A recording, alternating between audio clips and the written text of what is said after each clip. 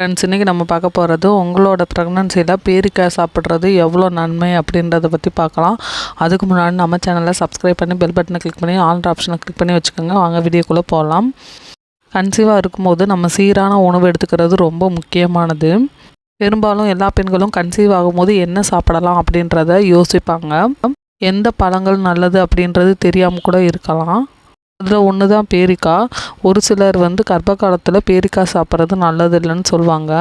ஆனால் இந்த பேரிக்காய் சாப்பிட்றது அவ்வளோ நல்லது. இப்போ கர்ப்ப காலத்தில் பேரிக்காய் உட்கொள்வது ரொம்ப பாதுகாப்பானதா அப்படின்னு கேட்டிங்கன்னா நல்லது தான். பேரிக்காய் கர்ப்ப காலத்தில் முற்றிலுமே பாதுகாப்பானது.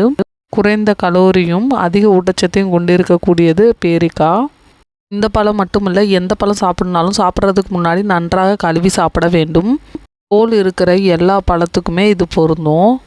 நான் இது வெளிப்புறத்தில் நோய் கிருமிகளை ஆற்றக்கூடிய ஒரு கெமிக்கல் தடவிருப்பாங்க.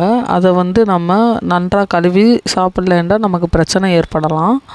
இல்லைன்னு தோலை சீச்சிட்டு நீங்கள் சாப்பிட்றது ரொம்ப நல்லது. ஒரு 178 கிராம் உள்ள ஒரு நடுத்தர பேரிக்காயில் நமக்கு 101 கலோரிகள் இருக்குது. மிக குறைந்த கொழுப்பும் சுமார் 0.7 கிராம் புரதமும் அதில் இருக்குது. பேரிக்காய் பழத்தில் 5 முதல் 6 கிராம் வரைக்கும் நார்ச்சத்து இருக்குது. இது செரிமானத்துக்கு ஹெல்ப்ஃபுல்லாக இருக்குது. அது மணிக்கு மலச்சிக்கலையும் தடுக்க ஹெல்ப்ஃபுல்லாக இருக்குது. விட்டமின் சி இதில் அதிகமாக இருக்குது. அதனால் ஆக்சிஜனேட்டர் பாதுகாப்புக்கு உதவுது. உங்களோட இரும்பு சத்தை உரிதலுக்கு ஹெல்ப்ஃபுல்லாக இருக்குது. இதில் பொட்டாசியம் அதிகமாக இருக்கனால உங்களுக்கு டீஹைட்ரேட் ஆகாமல் இருக்கும். அது மணிக்கு உங்களோட தசையோட செயல்பாடும் உங்களுக்கு ரத்த அழுத்தத்தையும் ஒழுங்குபடுத்தும். பேரிக்காவில் சிறிய அளவிலான ஃபோலைட்டும் மேக்னீஷியம் அது மாதிரி தாம்பரம் இதெல்லாம் இருக்குது. பேரிக்காவில் மிகச்சிறிய அளவில் ஃபோலைட், மேக்னீஷியம், தாமிரம் அப்படி மேங்கனீஸ்லாம் இருக்குது. இதுதான் உங்களுக்கு குழந்தையோட முழு வளர்ச்சிக்குமே ஹெல்ப்ஃபுல்லாக இருக்க போகுது. கர்ப்ப காலத்தில் எத்தனை பேரிக்காய் சாப்பிட்லாம் அப்படின்ட்டு கேட்டிங்கன்னா, கர்ப்ப காலத்தில் பேரிக்காய் பழத்தை பொறுத்த வரைக்கும் கர்ப்பிணிகள் ஒரு நாளைக்கு 1லேருந்து 2 வரைக்கும் சாப்பிடலாம். அதுவும் மீடியமான பேரிக்காவாக இருக்கணும். நல்ல வெயிட்டு இன்க்ரீஸாக இருந்துச்சுன்னா அதை நீங்கள் எண்ணிக்கையெல்லாம் குறைச்சிக்கலாம். ஒரு நாளைக்கு 2க்கு மேலே சாப்பிடக்கூடாது பேரிக்காய். பேரிக்காய் கோடை காலத்தில் கிடைக்கும். பெரும்பாலும் இனிப்பும் சுவையும் கொண்ட ஒரு பழம். இதில் ஊட்டச்சத்து நிறையா இருக்குது.